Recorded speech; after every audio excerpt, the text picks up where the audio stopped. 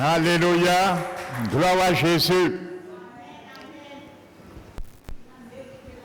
Merci Seigneur pour cette précieuse promesse que tu nous as faite. Tu nous as promis, Seigneur, d'être un jour avec toi pour l'éternité.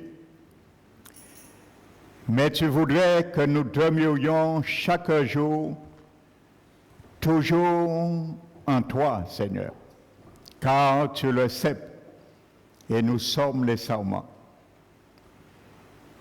C'est une chose, Seigneur, d'être en Christ, mais c'est une autre chose d'y demeurer.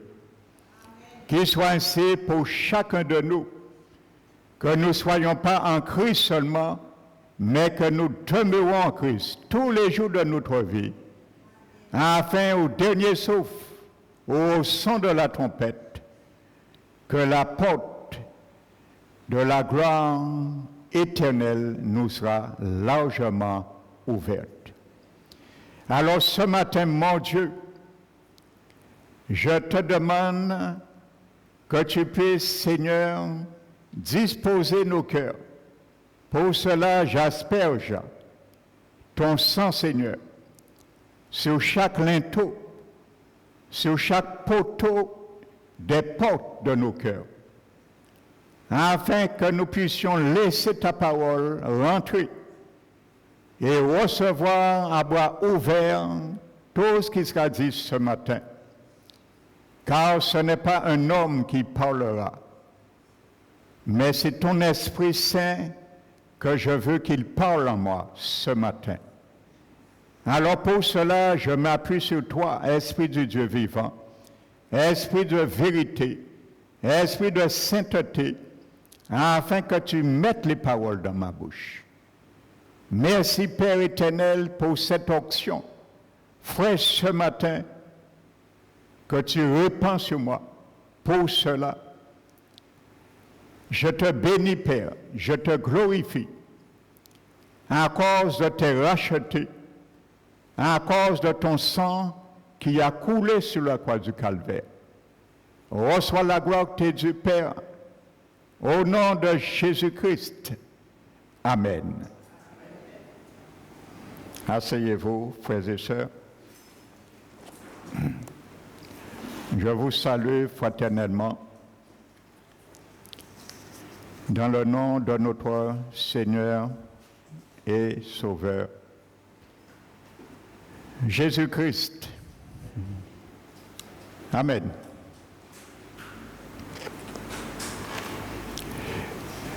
Donc, je vais continuer cette deuxième partie que nous avons commencé dimanche. Et s'il y a des visiteurs ce matin parmi nous, soyez les bienvenus. Amen. Dans ce message qui s'appelle la synergie de l'âme. Amen. Pourquoi synergie? Parce que les trois fonctions de notre âme sont impliquées. Nos sentiments, notre intelligence ou nos pensées et notre volonté. Amen. Donc si nous allons, et lorsque nous péchons, c'est pour que mes sentiments, tes sentiments, ne puissent pas dire à ces pensées, c'est toi qui m'as fait pécher. Et pour nos pensées ne puissent pas dire à notre volonté, c'est toi qui m'as fait pécher. Mais que l'âme puisse dire que c'est les sentiments, les pensées et la volonté qui ont tous trois péché. Alléluia. Et c'est ça, à travers ce message, que le Saint-Esprit veut nous faire voir en relief. Amen. Donc, dimanche dernier, je vais faire un rappel succinct avant de continuer. Nous avons vu la tutelle de l'ancienne loi, qui nous condamnait bien sûr, parce que personne ne pouvait répondre aux exigences de la loi de Dieu. Elle était parfaite, elle est parfaite, et l'homme est imparfait. Mais à cause de Jésus, par sa mort, nous avons été affranchis de ce lien qui nous retenait. Parce que, comme nous l'avons vu, la Bible dit que l'homme qui ne pouvait pas mourir, à ce moment pour être dégagé, il fallait que la femme meure par la mort de Jésus. Et nous puissions être affranchis. Amen. Ça veut dire que Jésus nous a affranchis de la condamnation, des sanctions de la loi. Amen. Parce qu'il est dit que lorsque les désirs de convoitise à cause de la loi se manifestaient dans notre chair, amen, donc nous péchons. Parce que nos membres, ce sont les instruments du péché. Nous avons vu que Paul, ensuite, nous a décrit plusieurs lois qu'il a vues en nous. Et il s'est écrié gloire à Dieu, parce que à cause de l'affranchissement, de la condamnation, par l'entendement, il peut devenir esclave de la loi de Dieu.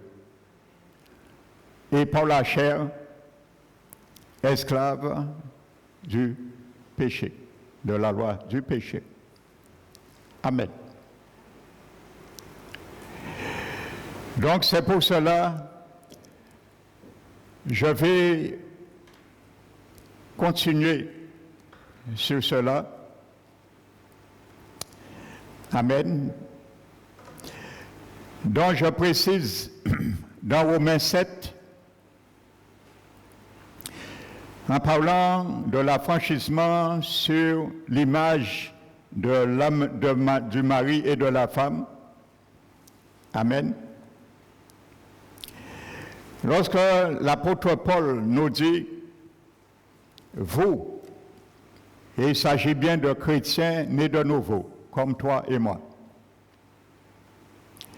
Et il dit, vous aussi, vous avez été mis à mort en ce qui concerne la loi mosaïque, dont je précise l'expression avait été à cause du corps, par le corps du Christ bien sûr, mis à mort, mais l'expression avait été est traduite dans le grec au temps aoriste de mort, thanatoo, qui met l'accent sur la complétude et la finalité de la mort. Amen. Le verbe est également employé à la voix passive, indiquant que les croyants ne meurent pas de façon naturelle, ni ne se font mourir eux-mêmes, mais ont été mis à mort par l'intervention divine en réponse à leur foi en son Fils. Amen. Donc ça nous décrit que ce n'est pas nous qui nous avons mis à mort. Amen. Mais le Seigneur le décrit, c'est quelque chose qui a été fait une fois pour toutes dans le passé. C'est ça que ça veut dire ce mot. Le temps aoriste. Ça veut dire que ça a été fait une fois pour toutes. Ça veut dire que Dieu, quand il me regarde, il te regarde, le Seigneur te voit et il me voit mort. Amen. C'est Jésus qui l'a fait, bien sûr. Objectivement. Alléluia. Donc maintenant, comme Jésus l'a fait, nous savons très bien que nous sommes bien vivants. Et vous savez, il y a des chrétiens nés de nouveau, ils sont plus vivants encore que morts. Lorsqu'on voit nos vies, on voit qu'ils sont plus vivants qu'être morts. Parce qu'ils répondent encore aux impulsions de la chair qui se manifestent à travers ses convoitises. Alléluia. Nous allons voir Paul également dans Romains 6 tout à l'heure. Nous parle de celui qui animait la vie. Amen. Notre vie ancienne, la Bible l'appelle le vieil homme. Et vous allez voir aussi la même recette pour le vieil homme a été crucifié. Et dans le grec aussi, c'est quelque chose qui pour Dieu a été fait une fois pour toutes. Dieu ne connaît plus le vieil homme en toi et en moi. Ça n'existe pas pour Dieu. Et pourtant, le vieil homme est bien présent en nous. Mais le grec décrit que la mort que nous avons subie par la mort de Jésus et la crucifixion du vieil homme qui a été aussi à la croix n'existe plus pour Dieu. Il faut bien comprendre cela avant que nous puissions rentrer dans le menu. Amen. C'est pour cela que nous allons bien comprendre le langage de Paul. Quand il nous dit de ne pas vivre dans le péché, quand il nous dit de faire mourir les actions du corps, parce que Paul est conscient de quelque chose et de la révélation qu'il a reçue, il est mort. Donc il ne peut pas vivre comme quelqu'un qui n'est pas mort. Amen. Et Paul est conscient aussi d'une chose, que si le vieil homme a été crucifié, la Bible dit qu'il a été crucifié. La Bible ne dit pas qu'il sera crucifié. Amen.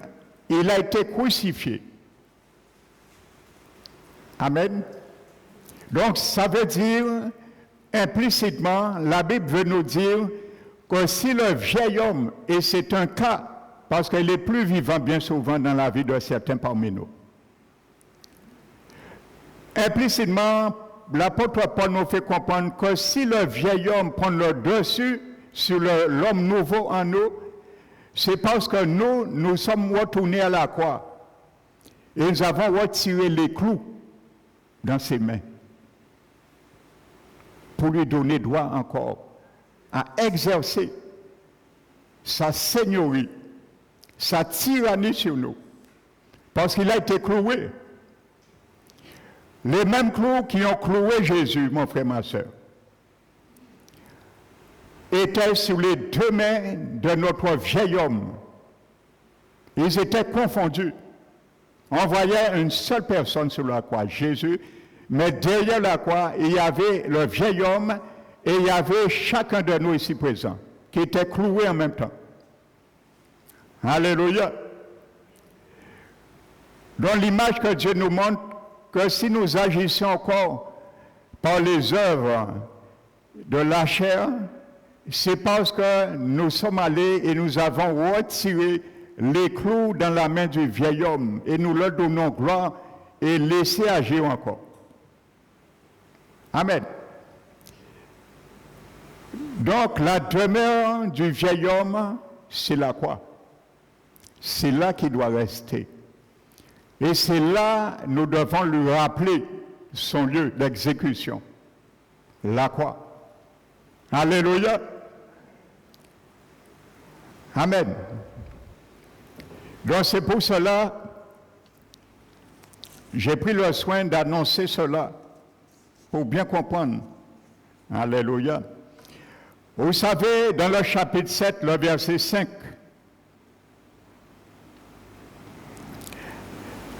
Amen. Quand la parole de Dieu nous dit, frères et sœurs, de ne pas être dans la chair ou marcher dans la chair, cela veut dire c'est vivre sous la domination. Être dans la chair dans la Bible, c'est vivre sous la domination de ce que le chapitre 7 et le verset 5 appellent les passions des péchés. C'est ça, être dans la chair. C'est être sous la domination que la Bible appelle les passions du péché. Amen. Et dans ce verset, la préposition dans, en grec c'est en, et ça prononce en, est donc instrumental et non locatif. Pour bien le comprendre. Parce que vous savez, lorsqu'on parle dans la chair, on pense que la Bible, je l'ai déjà dit souvent, on pense que c'est notre chair physique. Le mot qui est traduit là, c'est le mot saus, en grec. Dans certains contextes dans la Bible, il s'agit de la chair physique. Et dans d'autres contextes, il s'agit de la nature irrégénérée, dépravée, corrompue, souillée par le péché et qui vit et qui agit dans les membres d'un homme. C'est ça que ça veut dire ce mot saus. Amen. Donc, dans ce cas, c'est cette définition qui incombe là. Amen.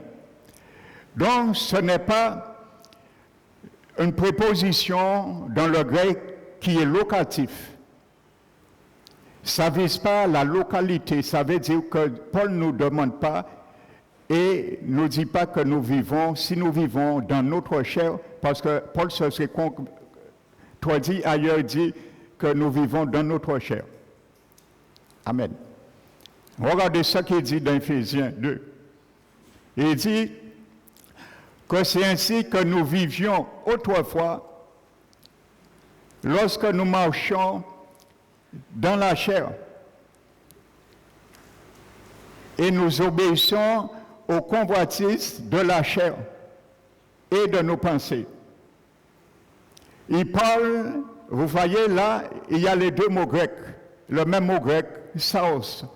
Le premier parle du chair, de le corps physique, et ensuite il parle de la nature dépravée qui agit dans la chair physique, les membres.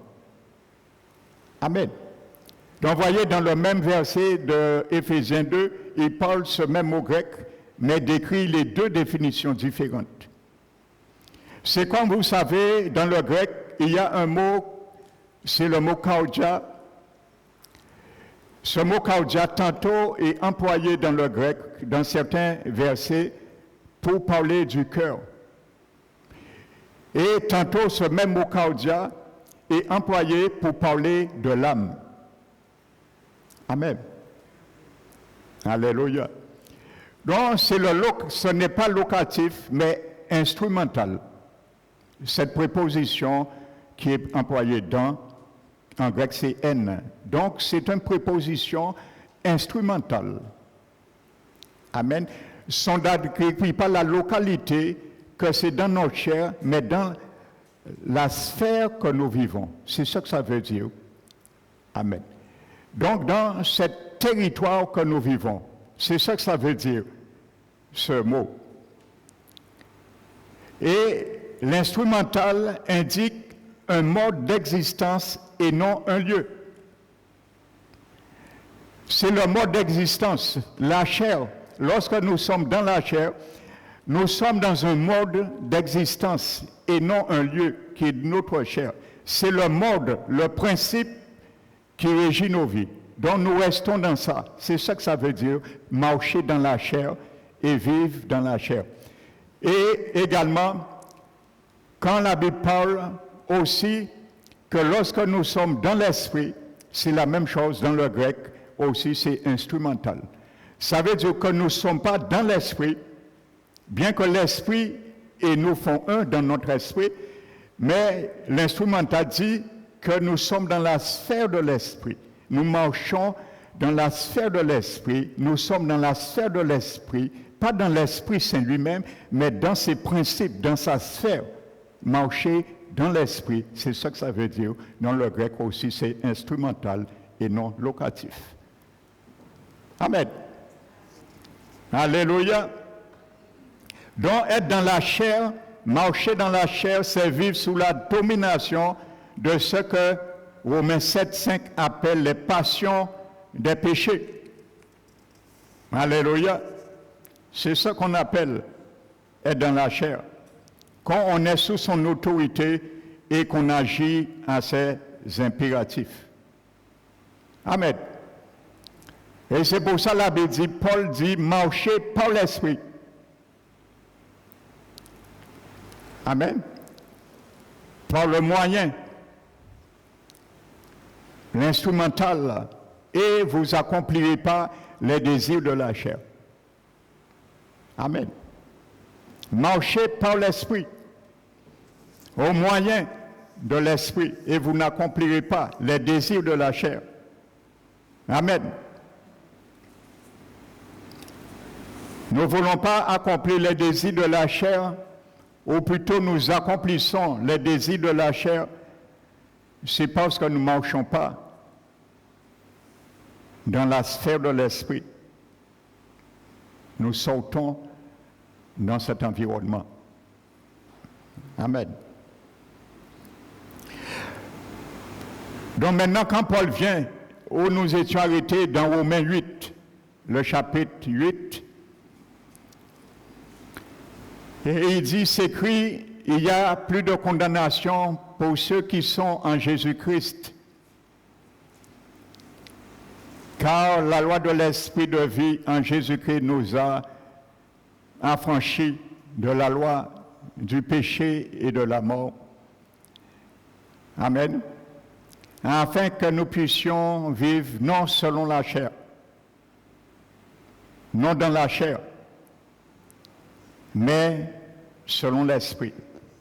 Donc c'est ça que j'expliquais. La préposition est instrumentale. Amen. Donc certes, frères et sœurs, nous sommes justes aux yeux de Dieu. Dans la parole de Dieu nous dit, devenez ce que vous êtes en ajustant votre comportement sur votre nouvelle nature, dans votre manière de penser et de vivre. Paul dit dans Philippiens 3, 2, je n'ai pas encore atteint la perfection, mais je cours vers ce but. Amen. Paul dit il n'a pas encore atteint la perfection, il court vers le but. Par ici, il a un but à atteindre. Donc toi et moi, nous courons aussi pour ce but, parce que nous ne l'avons pas encore atteint. Paul dit, je ne l'ai pas encore atteint. Je ne l'ai pas encore saisi, parce que Jésus m'a saisi. Alors moi, je cours pour arriver à la ligne d'arrivée. Alléluia. Jésus a brisé le pouvoir du péché et me permet de me rapprocher jour après jour de ce que je suis aux yeux de Dieu, afin qu'il y ait de moins en moins de condamnables en moi. C'est ça que ça veut dire quand Paul dit qu'il n'y a aucune condamnation. Comme il me doit retirer de la condamnation, de jour en jour, je dois m'appliquer à m'approcher de plus en plus de Dieu, marcher dans l'instrumentalité de l'esprit pour qu'il y ait dans ma vie de moins en moins de condamnation. Alléluia. Parce que j'étais affranchi de la condamnation. Mais pour rester affranchi de la condamnation, je dois m'approcher de jour en jour plus près de Jésus pour que je m'éloigne de plus en plus de la condamnation à venir. C'est la même science. Puisque je suis mort à moi-même, chaque jour, je dois m'éloigner de ce qui peut me ramener dans la mort encore, le spirituel. Et plus je vais m'éloigner de ce qui m'amène dans la mort, plus je vais vivre pour Christ. Alléluia. La même science pour le vieil homme. Plus je vais crucifier ses mauvaises tendances, plus il restera à la croix. Et moins il me sollicitera pour ses passions. Amen. Alléluia.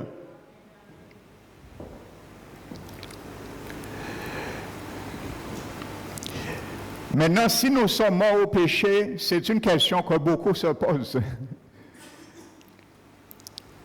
Amen. Si nous sommes morts au péché, pourquoi cette exhortation a fait mourir le péché en nous? Voici une question intelligente. Si nous sommes morts au péché, pourquoi faire mourir le péché en nous? Amen. Voici la question, la Bible va nous répondre. Ce n'est pas le pasteur Emmanuel qui va te répondre ce matin. La parole de Dieu nous répond. Nous trouvons dans les épîtres de Paul, particulièrement, de nombreux passages où l'indicatif, ça veut dire quelque chose qui s'est vraiment accompli. C'est ça que ça veut dire dans le grec, l'indicatif. Nous trouvons dans les épîtres de Paul de nombreux passages où l'indicatif, nous sommes morts au péché. C'est ça, l'indicatif, nous sommes morts au péché, comme je vais vous l'expliquer. Est juxtaposé à l'impératif. Ça veut dire que chaque fois que Paul parle d'un indicatif, il le juxtapose à un impératif. Il te fait voir ce que tu es pour Dieu dans le passé, comment Dieu nous voit, mais il te montre ta responsabilité de faire quelque chose pour rester à ce que l'indicatif te demande et t'a montré que tu es. Amen. Nous trouvons dans les épîtres de l'apôtre Paul de nombreux passages où l'indicatif, nous sommes morts au péché, est juxtaposé à l'impératif, qui veut dire quoi? Tu peux me répondre. L'impératif à l'indicatif, nous sommes morts au péché, l'impératif c'est quoi? Tu peux répondre. Oui? Vas-y, ma soeur. Alléluia. L'impératif, c'est faire mourir le péché. Amen. Donc, quand Paul parle de l'indicatif, vous êtes mort au péché, l'impératif qui est juxtaposé, c'est faire mourir le péché. Donc, il n'y a pas de contradiction. Ça veut dire que Dieu demande nous soyons vrais avec notre salut. Amen. Et comme il nous a retirés dans la sphère du péché, nous devons rester hors de cette sphère et faire mourir ce qui peut nous ramener encore à pécher. Alléluia. Donc l'apôtre Paul ne se contredit pas. Alléluia. Lorsqu'il dit vous êtes morts, vous avez été mis à mort, le vieil homme a été crucifié, ça ce sont les indicatifs. Mais toujours juxtaposé à ce que tu dois faire. Et c'est un ordre, l'impératif dans le grec. C'est un ordre. Nous n'avons pas le choix. Amen. Et cet ordre vient de notre Seigneur Jésus. Quand il nous dit faites mourir, c'est un ordre. Alléluia. Ce n'est pas une proposition facultative. C'est un ordre. Et nous avons intérêt a subi cet ordre. Donc je vous donne des références, vous allez les lire chez vous, pour voir l'indicatif est juxtaposé à l'impératif. Romains 6, nous reviendrons tout à l'heure, bien sûr. Romains 6, verset 6, verset 11 et verset 14. Colossiens 3, verset 2, verset 3 et verset 5. Donc, il faut, frères et sœurs, d'abord remarquer que l'impératif repose sur l'indicatif et que cet ordre n'est pas réversible. Amen. Cet ordre n'est pas réversible. L'impératif repose sur l'indicatif. C'est à cause de cela que tu dois faire. Donc cet ordre n'est pas réversible. On ne peut pas l'inverser. Amen. Donc, en d'autres termes, les exhortations de l'apôtre Paul sont fondées sur la réalité de cette déclaration. Elles ne sont pas l'origine des vérités déclarées dans les indicatifs, mais elles sont construites sur la réalité de ces vérités. Ça veut dire que nous ne sommes pas exhortés, frères et sœurs, à faire mourir les péchés en nous, afin de mourir avec Christ. C'est le contraire. C'est parce que nous sommes morts avec Christ que nous sommes appelés à faire mourir les actions de notre corps, c'est-à-dire le péché en nous. Alléluia, voici ce que Paul nous incite à faire. Alléluia.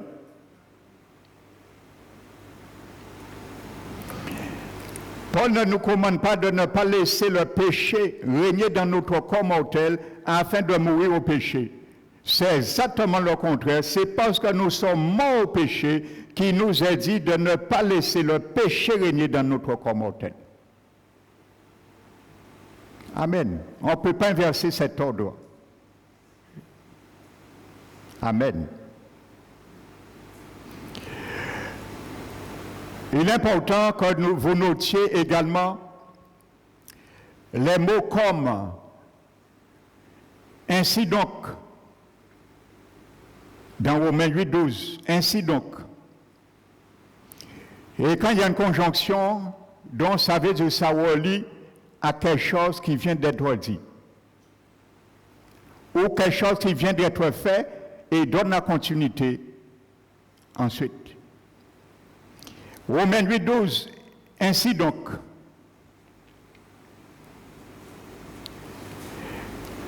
Le mot donc dans Colossiens 3, 5. Le mot si dans Colossiens 3, 1.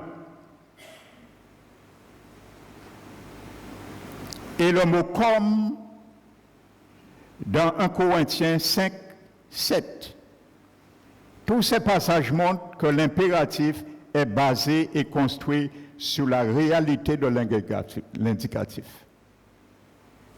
Amen. C'est parce qu'il y a un indicatif en amont, il y a un ainsi donc. C'est parce qu'il y a un indicatif en amont, il y a un donc. C'est parce qu'il y a un indicatif en amont qu'il y a un si. C'est parce qu'il y a un indicatif en amont qu'il y a un car et qu'il y a un comme. Alléluia. L'Esprit Saint veut nous éduquer dans les derniers temps. Alléluia. Trop d'enfants du Seigneur sont dévergondés dans la parole au niveau de leur conduite spirituelle. L'Esprit Saint veut nous discipliner maintenant.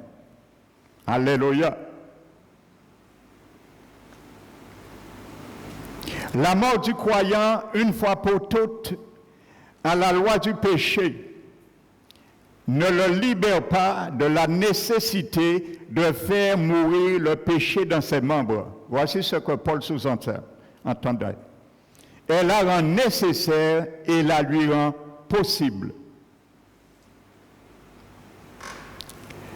Comme nous sommes morts au péché, ça ne nous dispense pas de faire mourir le péché. Ça nous le demande et nous donne le moyen. Alléluia. Et nous donne le moyen.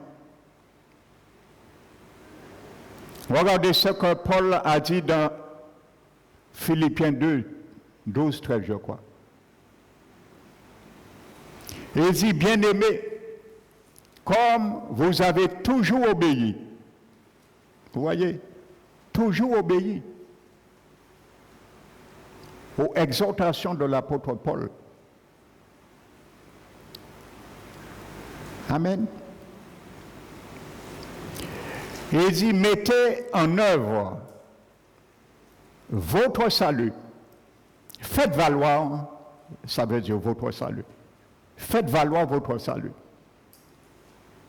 Présentez au monde votre salut par vos œuvres, par vos manières de faire. Alléluia.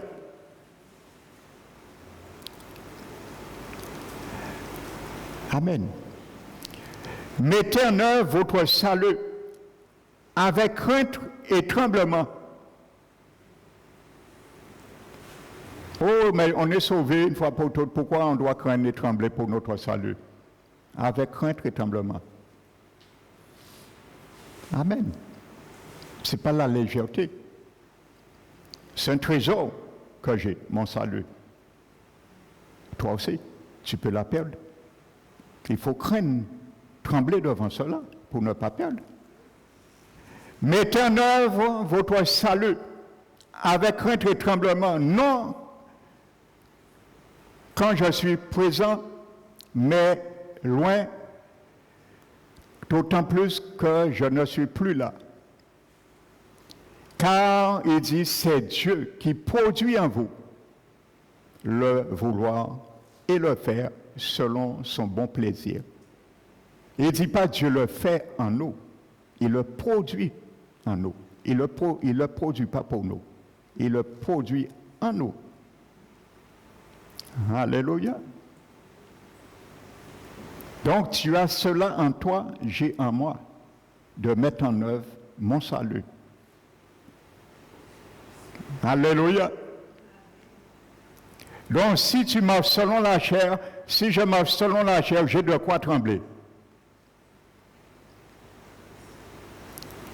Mais si je marche selon l'esprit, ça veut dire que j'ai la crainte de Dieu. Avec crainte et tremblement. Soit tu protèges son salut avec la crainte, le respect de la parole de Dieu, le respect de ta conduite à avoir vis-à-vis les choses de Dieu, ou soit avec tremblement. Alléluia.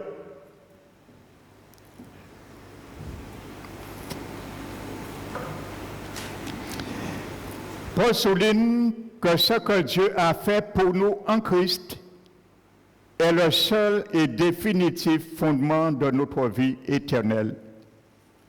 Et en même temps, il insiste sur le caractère indispensable d'une vie sainte comme condition préliminaire pour avoir part à cette vie.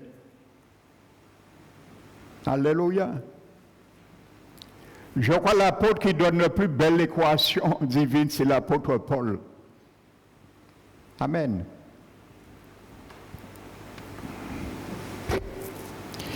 Ni l'indicatif, ça veut dire ce que Dieu a fait pour nous en Christ. Ça, c'est l'indicatif. Tu n'as rien fait pour cela. Dieu t'a rien demandé pour cela. Amen. Il a fait tout seul. Amen. Alléluia. Ni l'impératif, ce que nous est commandé de faire, ne peut être éliminé. Je le répète, pour que tu puisses bien noter ou le réécouter. Alléluia. Je dis ni l'indicatif, ça veut dire ce que Dieu a fait pour nous en Christ. Ni l'impératif, ça veut dire ce qui nous est commandé de faire, ne peut être éliminé. Tu ne peux pas retirer l'indicatif et garder l'impératif. Tu ne peux pas éliminer l'impératif et garder l'indicatif. Ils sont juste opposés. C'est un couple qui marche de pair. Ils ne peuvent pas non plus être séparés l'un de l'autre car ils sont inextricablement liés l'un à l'autre. Le point de connexion entre les deux dans ce passage est l'Esprit, le Saint-Esprit. Alléluia. Le point de connexion de l'indicatif et de l'impératif, c'est le Saint-Esprit. Si nous sommes fixés sur lui, il y aura cette connexion qui restera et demeurera. Alléluia. C'est ça Paul dit de ne pas être redevable à la chair pour vivre selon la chair. Mais à l'esprit, pour vivre par l'esprit. Alléluia.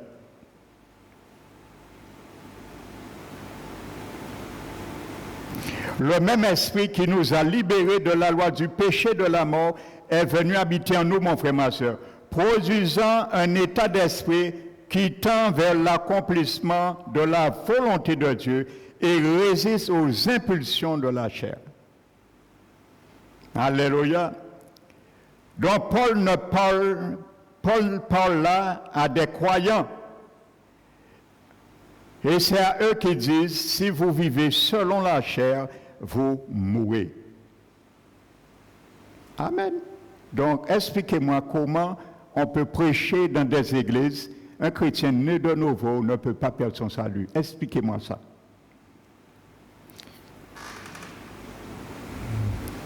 Alléluia.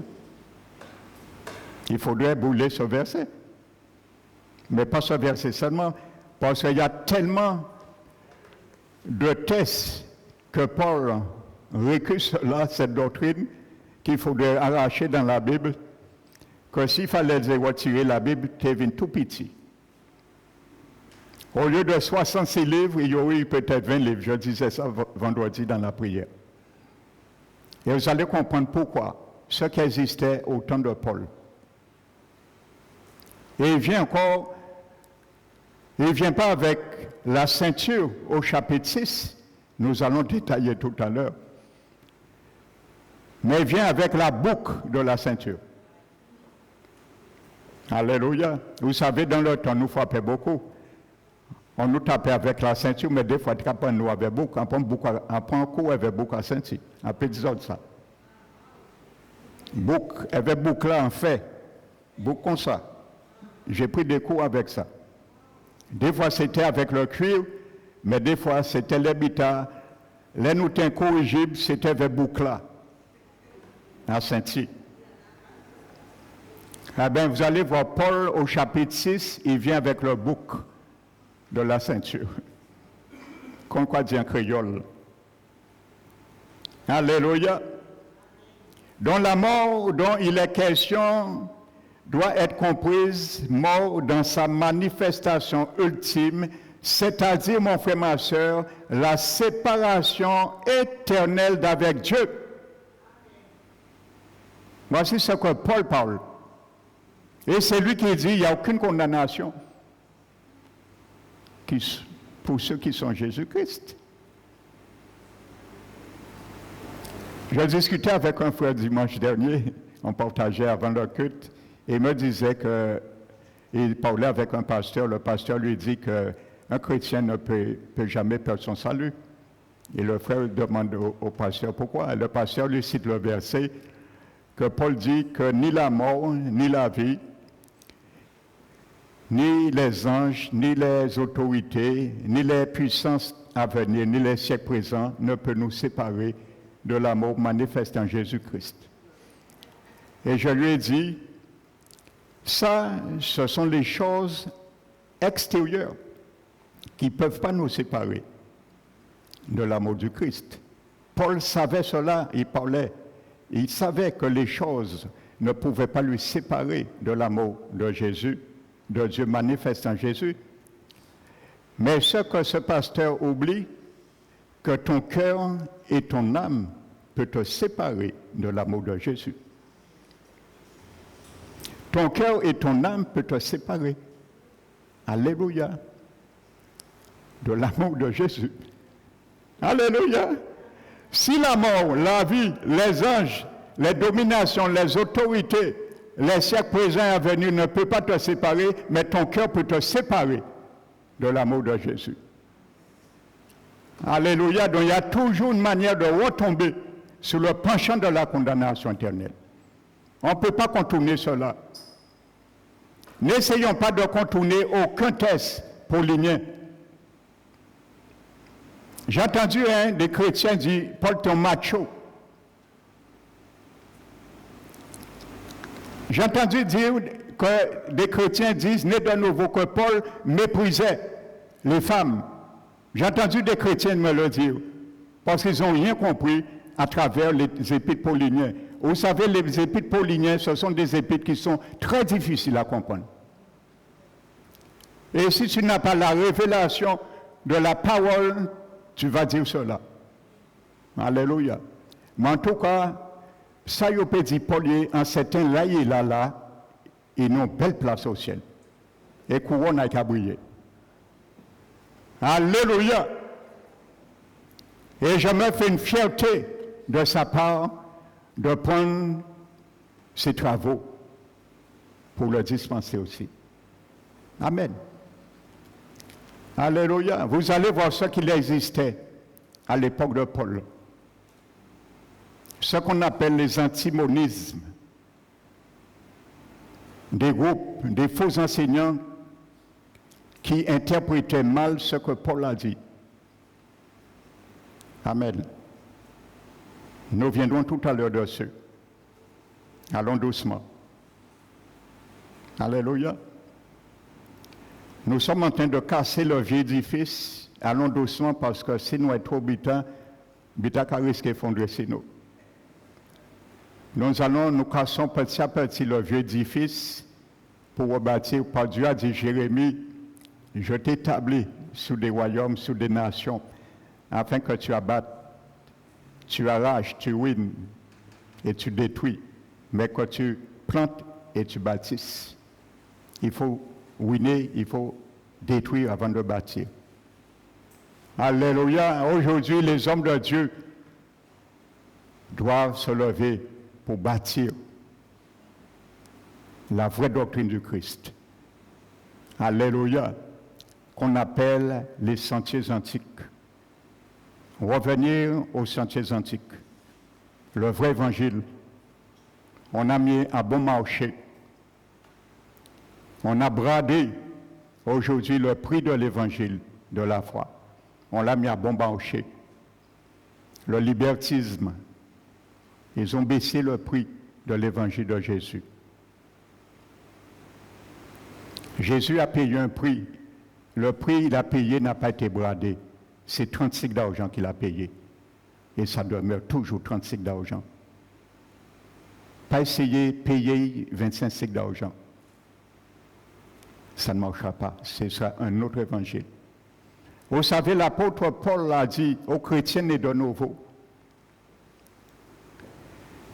Et il a dit que si, de même que le serpent séduisit Ève par sa ruse, il parlait aux chrétiens nés de nouveau. De même que le serpent séduisit Ève par sa ruse, et il dit, je crains, parce qu'il commençait à dévier avec les fausses doctrines. Amen. Je crains que vos pensées ne se corrompent pour vous détourner de l'évangile à la simplicité de Christ. Aux chrétiens nés de nouveau, il nous demande de renouveler notre intelligence. Mais il dit là, je crains que vos pensées ne se corrompent. Ils ont la nature divine, ils ont la loi de Dieu et ils ont l'Esprit Saint de Dieu en eux. Tu peux laisser avec tout cela tes pensées se corrompre si tu ne les protèges pas. La synergie de l'âme. Alléluia. Les trois sont briqués, les trois sont engagés. Mes émotions, mes sentiments ne pourront pas dire à mon intelligence, c'est toi qui m'as fait pécher. Mon intelligence, mes pensées ne pourront pas dire à ma volonté, c'est toi qui m'as fait pécher. Non, l'âme va dire, c'est toi. Sentiments, pensées et volonté, vous êtes tous les trois complices. Vous avez tous trois péché. L'âme qui pêche, c'est celle qui mourra. Alléluia. Que ce soit ces sentiments qui pêchent, tu mourras. Que ce soit ta volonté, tu mourras. Que ce soit ton intelligence, tu mourras. Parce que c'est l'âme, ça. Les trois personnages de l'âme. L'un ne va pas envoyer la force sur l'autre. Nous allons bien détailler ça dans Jacques. Alléluia. Le principe de la chute. Nous aimons trop nous justifier et contourner, ou essayer plutôt de contourner les règles d'or de la parole de Dieu qui nous demande de marcher par l'esprit. Mais on ne peut pas contourner ce rond-point. C'est une voie sans issue. On ne peut pas contourner cela. Amen.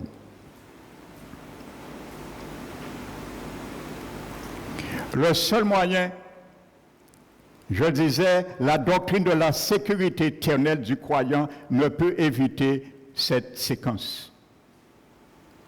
Ce qu'on prêche, bien sûr, et qui n'est pas biblique. Le seul moyen d'éviter l'issue de la mort, c'est d'être délivré et séparé de la vie de la chair. Si par l'esprit vous faites mourir les actions du corps, vous vivez. La séquence dans ce cas est aussi inévitable et aussi invariable que l'autre. Alléluia, faites mourir les actions du corps.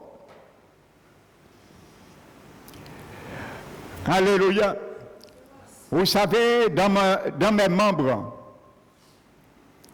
lorsque les passions dans nos membres, les passions de la convoitise, des péchés, des désirs.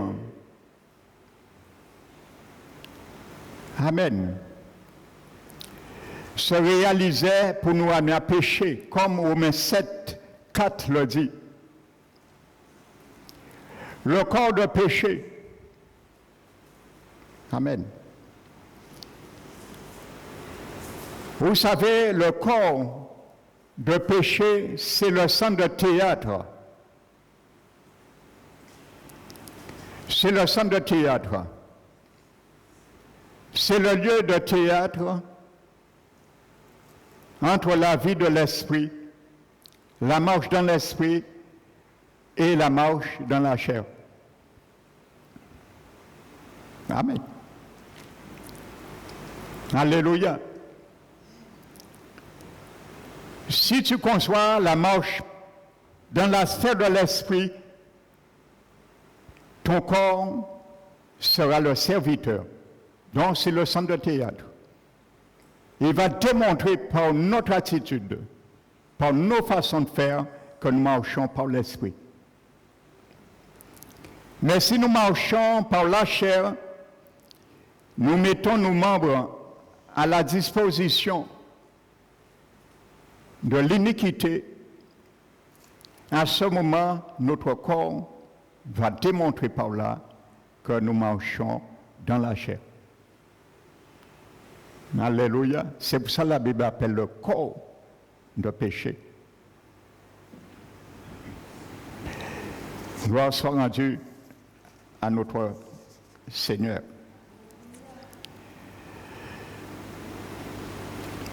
Maintenant, frères et sœurs,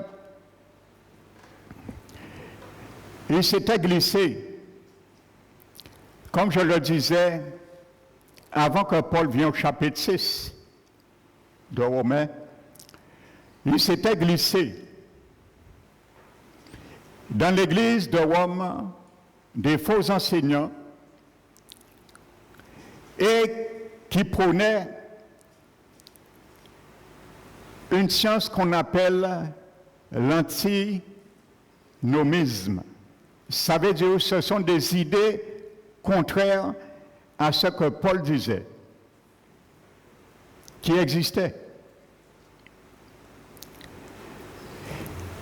Et à travers cela, ils ont amené et ils prêchaient aux chrétiens le libertisme et la licence de péché. Donc, ils ont pris par exemple le texte de l'apôtre Paul au chapitre 5 qui dit que lorsque le péché abonde, la grâce de Dieu surabonde. Ils ont pris ce texte, par exemple, entre autres, et vous allez voir ce qu'ils ont fait. Ils ont dit, comme Paul nous a dit, qu'il y a la surabondance dans la grâce que nous puissions puiser lorsque nous péchons, alors nous allons pécher et en ce moment, Dieu sera glorifié. Plus que nous allons pécher, le Seigneur va être glorifié parce que sa grâce va surabonder. Voici ce qui existait à l'époque de l'apôtre Paul. Donc ce n'est pas aujourd'hui que ça existe. Et ces mêmes esprits qui animaient ces faux enseignants existent aujourd'hui. Et ils sont dans des églises aussi aujourd'hui. Il ne faut pas nous voiler les yeux. Amen. Voici ce qui existait à l'époque de Paul. Et c'est ça qui a amené Paul à faire la lettre au chapitre 6, entre autres. Amen. Pour rectifier cela. Amen. Et cette mentalité existe dans certains enfants du Seigneur. Ils ne vont pas dire, bien sûr, changer, c'est de changer la doctrine, mais dans leur tête, c'est un peu ça. Ils disent oui, mais moi je le vois comme ça. Le pasteur a dit, il a expliqué, oui, je conçois, mais moi je le vois comme ça. J'ai toujours vu comme ça et je continue à voir comme ça. C'est la même science. Ne sois pas animé par ce même esprit d'antinomisme. On rejette cet esprit. Alléluia. Amen. Donc ça existait. Et c'est pour cela l'apôtre Paul va venir maintenant sur le chapitre 6.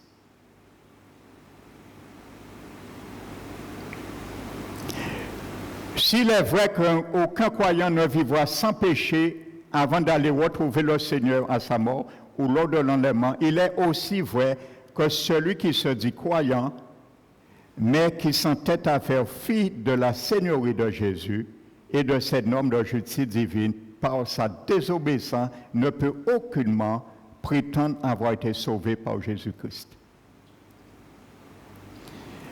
C'est justement cette vérité capitale de l'Évangile que Paul défendra énergiquement dans le chapitre 6 et 7 de l'Épître aux Romains. Car à la lumière de ces antinomismes pervers de notre époque aussi, il ne saurait y avoir vérité plus importante à comprendre pour les chrétiens que le lien indissoluble qui existe entre la justification et la sanctification en tant que composante du salut. Entre la nouvelle vie de Christ et la pratique de cette vie dans la sainteté que Christ exige et procure. Parce qu'il y a quelque chose, nous oublions, et il y a un couple encore qui est inséparable dans la parole de Dieu. C'est la justification et la sanctification. Amen. Nous sommes justifiés une fois pour toutes. Ça ne se fait pas deux fois. Nous sommes mis sous le compte une fois pour toutes dans le registre de Christ, de sa justice. Nous avons été imputés à sa justice parce qu'il a pris en échange notre condamnation. La Bible a dit. Nous sommes justifiés une fois pour toutes. Ça veut dire que nous sommes déclarés non coupables. Mais où s'arrête la justification, commence quelque chose qui s'appelle la sanctification. La sanctification commence lorsque la justification s'arrête. Amen. Je suis justifié une fois pour toutes. Ça a été fait dans le passé. Mais chaque jour, pour rester justifié, je dois continuer et me sanctifier. Alléluia. Donc si j'arrête à un moment donné sur la route de la sanctification, ça veut dire que je suis un auditeur oublieux et j'oublie que j'ai été justifié. Alléluia. Considérez-vous comme mort pour Dieu en Christ, vivant pour lui. Un rappel. Alléluia. Et la sanctification, c'est marcher dans la sphère de l'esprit. Dans l'instrumentalité de l'esprit, comme je l'ai expliqué dans le grec. Les tendances de l'esprit. Amen.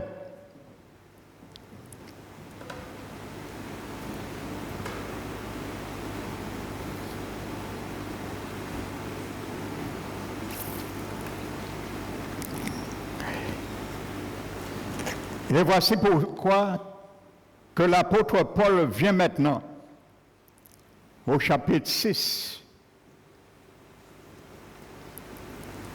Pour Paul, c'était quelque chose, mais vraiment d'impensable. Frères et sœurs, a dit l'apôtre Paul, on bitin comme ça, que pour glorifier Dieu, comme la grâce surabonde, péchons, et plus nous allons pécher, Dieu sera glorifié. Eh bien, ça existait à l'époque de Paul. Amen. Et c'est ça qui a motivé cette lettre. Et Paul interagit.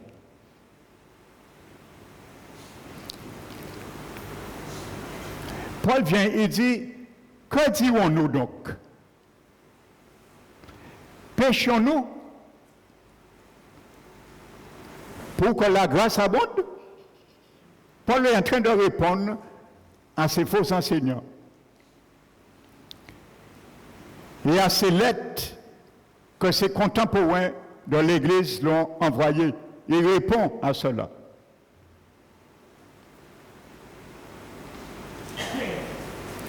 Que dirons-nous donc? Pécherions-nous pour que la grâce abonde?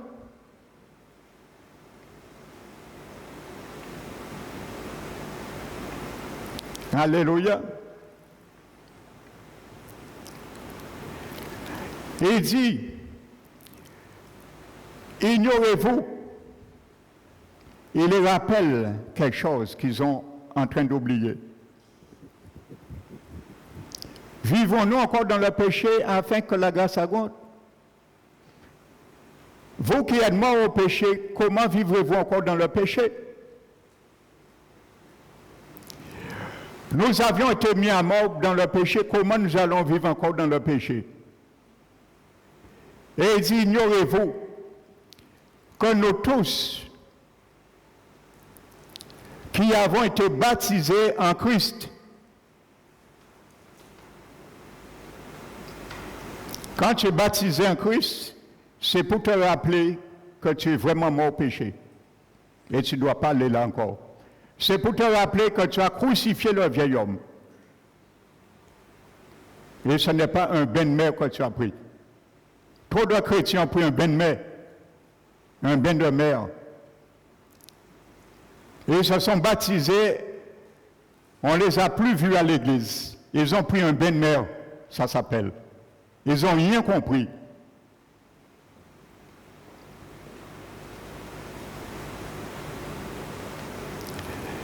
Alléluia. Et ignorez-vous que nous tous qui avons été baptisés en Jésus-Christ, c'est en sa mort que nous avons été baptisés. Ça veut dire nous unir et faire, comment dirais-je, nous identifier en Christ, en sa mort. Nous avions été ensevelis dans sa mort par le baptême. Vous voyez, nous avons été ensevelis, enterrés, ça veut dire. Pourquoi nous avons été enterrés? Nous l'avons vu tout à l'heure. Parce que pour Dieu, nous sommes morts, nous n'existons plus. Nous l'avons vu, l'indicatif.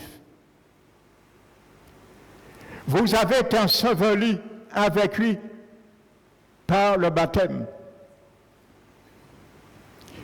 Mon frère, ma soeur, est-ce que tu as déjà vu qu'on enterre un vivant? Non. Quand on enterre quelqu'un, il y a de l'autopsie qui a été fait avant, et il y a un constat. Et il y a un certificat qui déclare officiellement la personne est morte. Alléluia. Et lorsque quelqu'un est mort, toute poursuite s'arrête aussi. Si la personne avait un casier judiciaire sale, c'est classé aussi. On peut plus le poursuivre. Tout s'arrête. Quelqu'un qui est mort, tout s'arrête. Toute poursuite s'arrête à son égard. Il est mort. Alléluia. Donc, lorsque nous sommes ensevelis, le baptême t'enseveli, mon frère, ma soeur. Ça veut dire, comme nous faisons le baptême à Bois-Jolant, il y a beaucoup qui se sont baptisés à Bois-Jolant, mais ils sont retournés un jour et ils sont allés où on les a immergés et ils ont repris le vieil homme et ils ont parti éveillé. Parce qu'ils ont parti enseveli, vieil homme là. Ce n'était pas sincère leur baptême. Et ils ont été dans le lieu, on les a immergés et ils ont repris le vieil homme et ils mettent le vieil homme là encore en vie.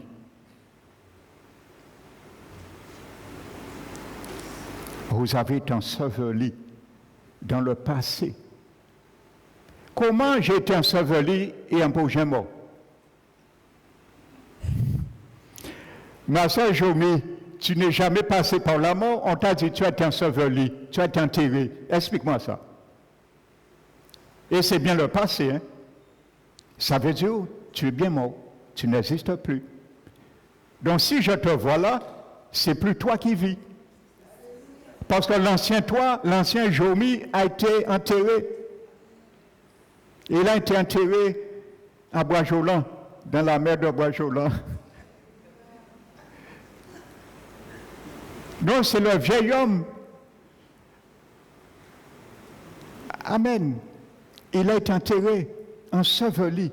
Paul nous fait, mais cela pour bien montrer aux gens qui prônaient encore et suivaient cette fausse doctrine, les antinomies. Il est fait un rappel à leur conscience. Ignorez-vous. Parce qu'ils n'étaient pas ignorants. Pour Paul, ils ne sont pas ignorants de ça. Ignorez-vous. Amen. Donc, nous avons été enseveli avec lui par le baptême. Donc sache, le baptême, c'est un engagement que tu sais que tu es mort. Et que si tu vis, ce n'est plus toi qui vis, parce que tu es mort. Mais c'est Christ qui vit en toi. Mais il a besoin de tes membres. Il a besoin de mes membres comme instrument de justice pour démontrer qu'il vit en moi. Pour démontrer qu'il vit en toi. Il a besoin de tes membres et mes membres pour le démontrer. C'est ça, mettre en œuvre votre salut avec crainte et tremblement. Alléluia. Et il continue. Et il dit, de sorte comme Christ est ressuscité par la gloire de Dieu, nous aussi, nous vivions en nouveauté de vie. Parce que si tu es mort, tu ne peux plus marcher en nouveauté de vie. Tu es mort. Qui est-ce qui marche en nouveauté de vie? Nous sommes morts, nous sommes ensevelis et il nous dit de marcher en nouveauté de vie. Ça ne tient pas debout. Donc il y a bien quelqu'un d'autre qui doit marcher en nouveauté de vie. Et ça s'appelle l'homme nouveau. Alléluia. L'homme nouveau qui défend et qui révèle, démontre la nature divine qui est cette nouvelle nature en elle. Amen. Alléluia.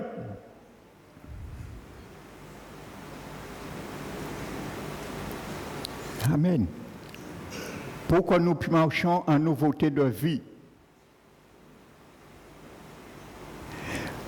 Car Paul dit, celui qui est mort, il est libre du péché. Et voici ce qui est intéressant. Là, c'est Boucassin, il a Paul point. Et il dit, si nous sommes devenus une même plante avec Christ par la conformité en sa mort, nous le serons aussi par la conformité en sa résurrection. Amen. Alléluia. Sachant, pourquoi il a dit? Alléluia. Il dit, si nous sommes en effet devenus une même plante, alléluia, dans la conformité de sa mort, et nous le serons aussi selon la conformité à sa résurrection, sachant que notre vieil homme a été crucifié avec lui. Amen. Pourquoi en la résurrection, une même plante avec Jésus, selon la résurrection? Parce que le vieil homme a été crucifié. C'est fait une fois pour toutes. Dans le grec, c'est fait une fois pour toutes. Notre vieil homme a été crucifié. Sachant que notre vieil homme a été crucifié avec lui. Pourquoi? Afin que le corps du péché soit rendu à l'impuissance ou inopérant. Pour que nous puissions plus être esclaves du péché. Car celui qui est mort est libre du péché. Alléluia. Donc je le disais, notre vieil homme a été crucifié. Dieu ne connaît plus ce vieil homme. Il est mort. Il est crucifié plutôt.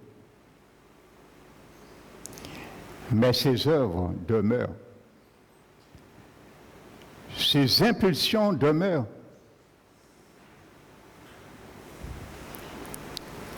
Mais il est crucifié. Ça a été fait une fois pour toutes dans le passé. Dieu ne revient pas. Il a été crucifié. Donc maintenant, nous devons démontrer qu'il est bien crucifié. Maintenant, Dieu veut voir la démonstration de ta vie et ma vie, démontrer qu'il est crucifié. Dieu veut voir la démonstration dans ma vie, dans ta vie, que je suis mort. L'ancien moi est mort. Le vieil homme qui conduisait l'ancien moi, vous savez, l'ancien maître qui conduisait l'ancien moi, le moi qui est mort. Amen. C'est le vieil homme qui le conduisait. Comment il le conduisait? Par une loi. La loi du péché et de la mort.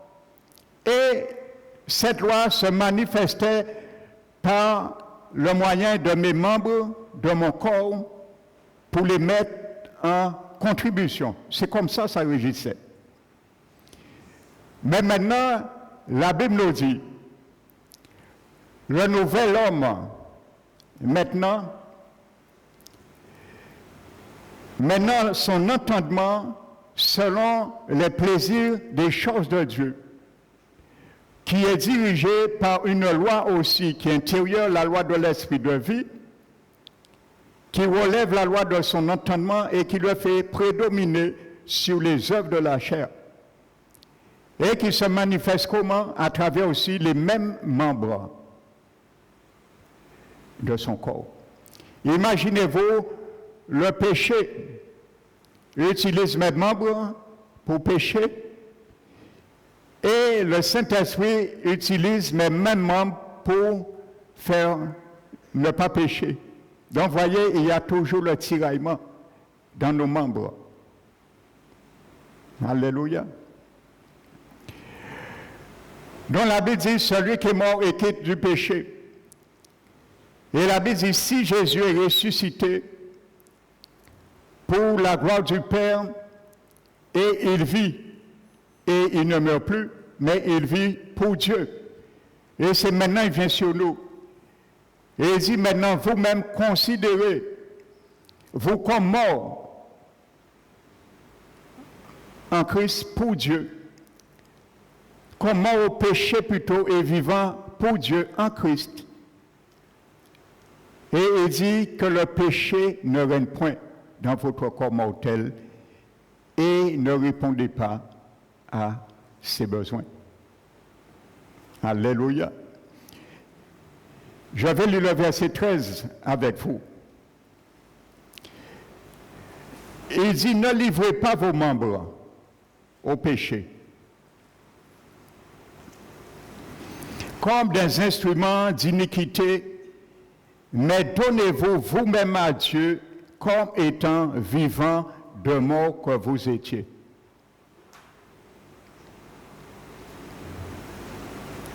Et offrez à Dieu vos membres comme des instruments de justice. Et ensuite il dit, le verset 7, ne savez-vous pas que quelqu'un est esclave à celui dont il obéit, soit du péché qui conduit à la mort, soit de l'obéissance qui conduit à la justice. Et il dit, après avoir mis votre membre comme instrument d'iniquité au péché, maintenant livrez vos membres comme des instruments et mettez-les pour la justice de Dieu. Amen. Frères et sœurs, voici ce que Paul nous dit. Je vais commencer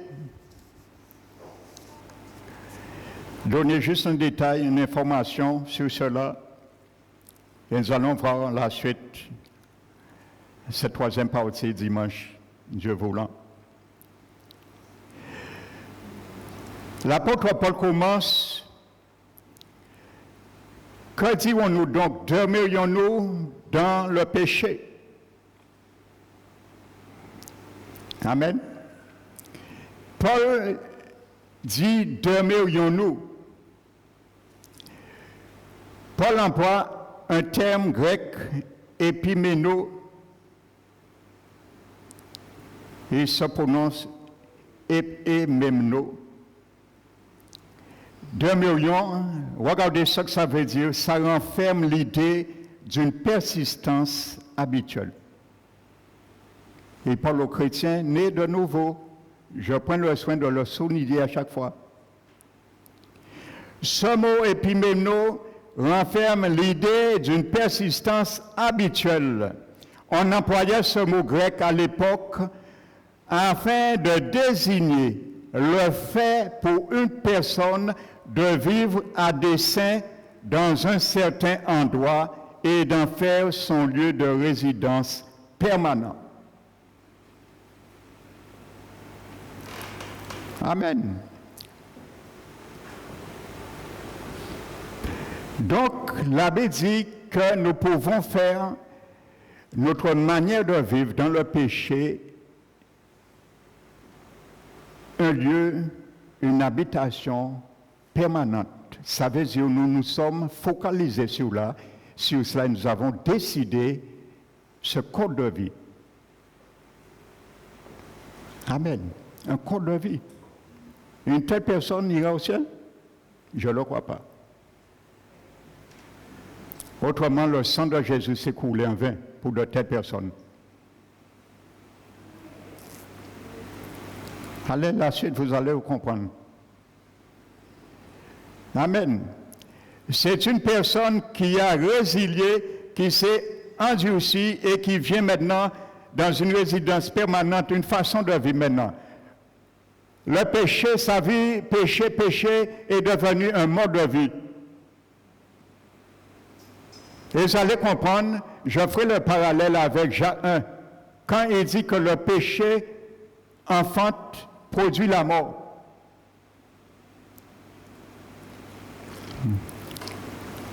Alléluia. Produit la mort. Eh bien, vous allez voir, c'est ce qui arrive.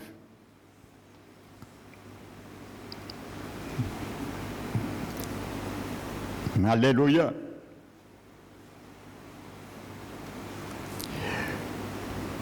Ce mot est employé également dans Jean 8, verset 7.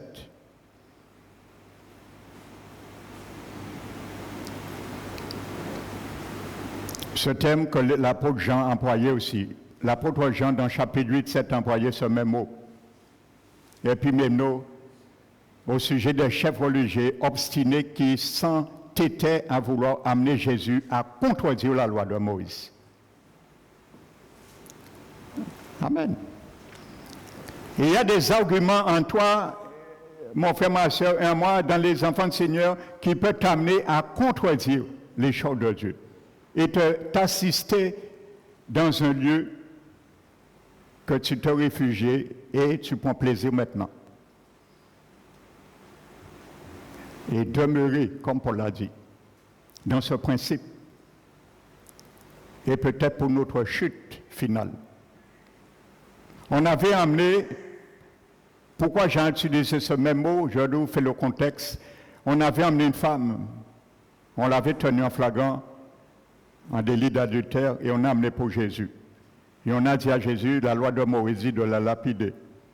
Et Jésus essayait de leur renvoyer la saleté, la poussière du péché, de la condamnation à leur propre visage. Donc, ils insistaient, et ainsi de suite. Et l'abbé dit, ils insistaient pour persuader Jésus. Ils continuaient à interroger, comme ils continuaient à interroger Jésus, ainsi de suite. Donc, c'est ça que ça veut dire. C'est le même mot, continuer à interroger. C'est le mot épimemno. Ils continuaient de rester dans cette mentalité. Ils ne voulaient pas sortir dans ce que Jésus les expliquait. Donc, ils s'entêtaient de rester dans cette sphère de jugement de ce qui conçoit que la loi de Moïse dit. Donc, c'est le même mot grec qui a été traduit pour là. Rester. Même quand Jésus essayait de le faire comprendre, qui parmi vous qui a jamais péché que cette personne jette la première pierre? Amen. Jette la première pierre. Parce que comme ça, on lapidait quelqu'un à l'époque, en flagrant délit d'adultère. On la lapidait. Amen. Et c'est pour ça Jésus, sachant ça qui se passait, il les a dit que celui qui n'a pas de péché jette la première pierre. Ça veut dire la pierre qui était déjà dans leur cœur pour lapider cette femme. Parce qu'à l'époque, on prenait des vraies pierres et on lapidait la personne. Donc, ils étaient sûrement avec leurs pierres dans leurs mains. Ils étaient déjà venus pour lapider. Alors, Jésus dit que celui qui n'a pas de péché jette la première, la pierre. Et tout le monde a jeté pierre à eux. Parce qu'ils reconnaissent qu'ils ont même mérité d'être lapidés. Amen. C'est ça qui se passait. On lapidait avec des pierres. Et sûrement ils avaient les pierres dans leurs mains. Jésus a dit jeter. Et ils ont déposé pierre là et ils sont partis.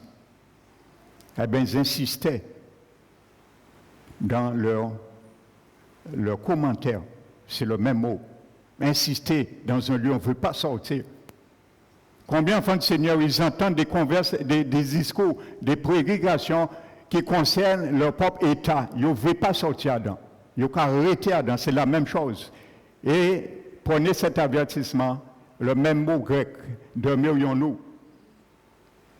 Si nous demeurions incessamment, ça ne veut pas dire que ça s'applique uniquement à vivre dans le péché délibérément, des péchés, toutes sortes de choses, mais aussi notre état d'âme et de cœur, la mentalité de nos cœurs qui demeure incessamment dans une opinion opiniâtre que nous considérons et nous ne voulons pas changer. C'est la même science pour nous aussi. Et les avertissements qui suivent pour Paul aussi encourant les mêmes sanctions. Je m'arrête ce matin, par la grâce du Seigneur. Alléluia. Nous allons voir la suite dimanche prochain. Dieu vous